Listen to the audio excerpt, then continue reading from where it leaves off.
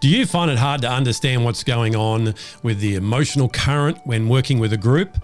Whether that be at the workplace, in your community, or anywhere where you are working with a gathering of people.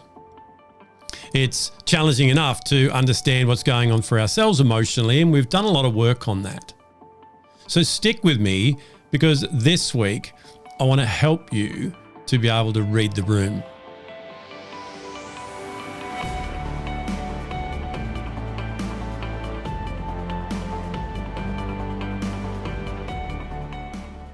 Hi, this is Grant Herbert, VUCA Leadership and Sustainable Performance Coach. And today I want to continue our conversation around social intelligence by helping you to develop more situational awareness. Over the last few weeks, we've been talking about the area of intelligence that helps us to work with people. We've done a lot of work on being able to work on our own emotional intelligence and being able to use what we understand about our emotions to navigate them in a healthy way. However, as we talked about a couple of weeks ago, if we apply those same principles alone when working with others, misunderstandings come in and that causes conflict. We talked about the fact that human beings are unique, and although in our vocabulary we've developed names and understandings and groupings of emotions, not everyone experiences those emotions in the same way. In fact, people, when they're feeling a certain way, would even label them differently to you, perhaps. So we need to remember that social intelligence needs to come in. And this is the ability to be aware of what could be going on in the emotions of the other person or people, and then using the skills of reflective listening and being able to have a lot of empathy and understanding, we might actually know what it is that they're feeling. By looking through their lens instead of ours, we get the true picture for them rather than going, okay, this is how I go when I experience that emotion. This is how I'm feeling right now. And I'm reading those particular facial expressions or signs and signals from somebody else. So they must be going through the same thing, to being able to have an accurate assessment and therefore remove the misunderstandings. When we're able to do that and be more socially aware, we get a different result. We talked about empathy last week, and empathy is the key and critical element of social awareness. It says, I want to understand. It's not apathy that says, I don't care. It's not sympathy that says, I feel sorry for you. It says, I'm not sure I know what you're going through, but I'm willing to find out. I'm willing to open my mind and allow myself to seek to understand before getting my point across. Now that we've got those skills about working with an individual, we need to take that to the next level, because when you get into a group of people, you've got all these human beings that have their own uncertainties, their own frailties, their fears and their strengths all coming together. We've got the emotions of individuals causing a collective feeling in the room.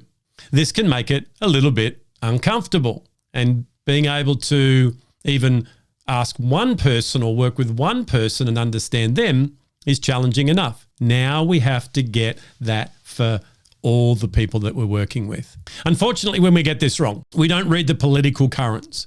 We don't see the influential relationships, the power relationships in the group, and we get hit with surprises in behavior. And things happen, whether it's in our workplace or other areas of our community, where we go, wow, where did that come from? So this skill is vitally important for a leader, to be able to work with people, to influence them, to go in the direction that you want to take them. It's certainly a skill that I had to develop. I remember in my corporate career, I was just totally focused on me, and I just did my work and I was really good at it. But the relationships that I was building along the way weren't actually healthy, because I was focused on me and I put my head down and my tail up and I just did what I knew how to do really well. However, to become a different leader that was able to navigate with others what it is that we were wanting to do, I had to learn to not only keep my eyes on what I was doing, but to widen my view so that I could see what was going on around me as well. It reminds me of a scene on the battlefield where someone is looking downrange, as we used to call it, and they're only having a field of view which is directly in front of them. And therefore, they're susceptible to ambush, they're susceptible to being flanked from either side, or someone even coming up from behind. Now, I'm not suggesting that being a VUCA leader is all about going into battle. Although if we look at the concept, I'm sure we can draw a parity to what it is that we experience on a weekly basis. So the first thing that you and I need to do is continue to look at what it is that we're doing, but look around and have that spatial awareness and that sensory acuity that says, I can feel some other stuff going on right now as well. When you're able to have situational awareness, indeed organizational awareness or community awareness in a larger scale, you're able to identify things before they come up as a problem. If we look at the biggest challenge right now around the world, and that's attraction and retention of great people in your team. And quite often, you're surprised when somebody decides that they no longer want to be in your team.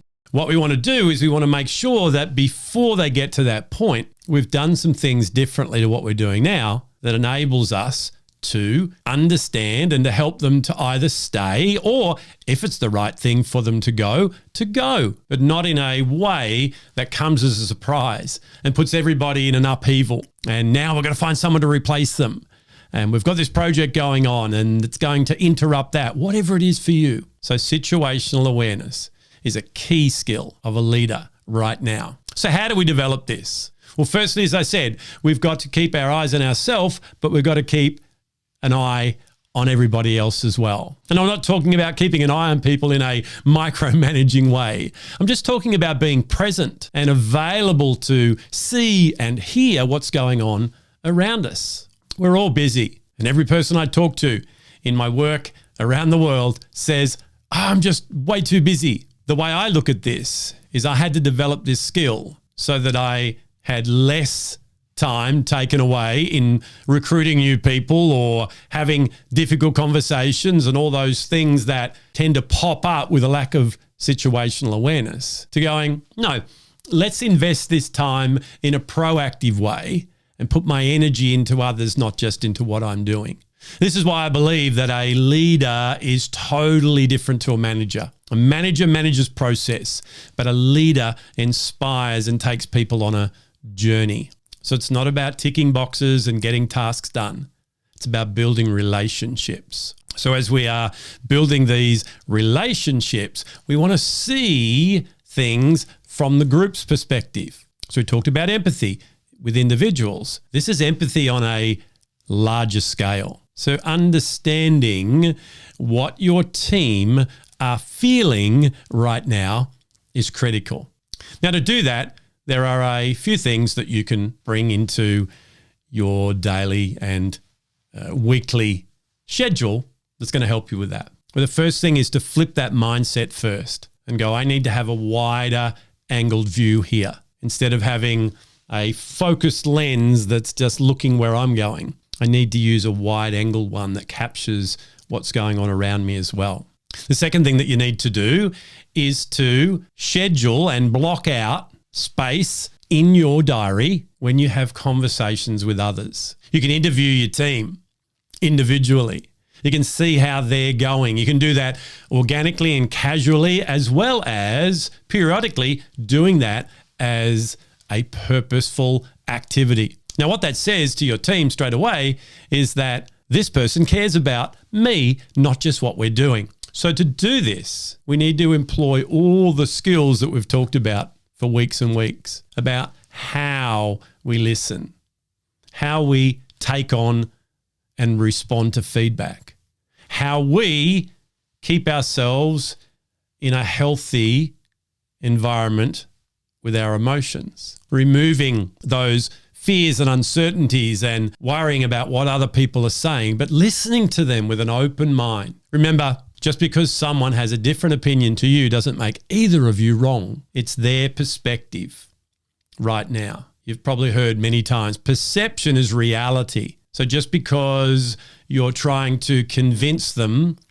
that it's different, until it actually connects with them emotionally, they're going to see it as different. All right, so situational awareness is something that we all need to develop. We need to be able to have an understanding of what could be going on. And to do that, we need to be present. We need to be available. And yes, I know what you're thinking right now, and something else I need to do.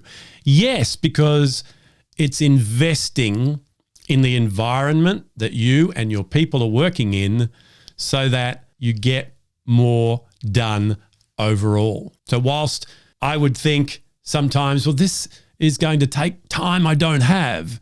No, it's actually going to give me more space to get the things done that I need to get done. How much of your week, the bandwidth and energy that you have is taking up right now by putting out fires, by fixing things that get broke because you weren't over it. You didn't understand. It came as a big surprise. Situational awareness is going to help you with that. So I want to encourage you to start looking at ways to know more about how your people are feeling. The only way to do that with certainty is to get them involved, to ask them, to give them an opportunity to be able to give you a true understanding so that you can then resource them in that so that they can navigate forward with you.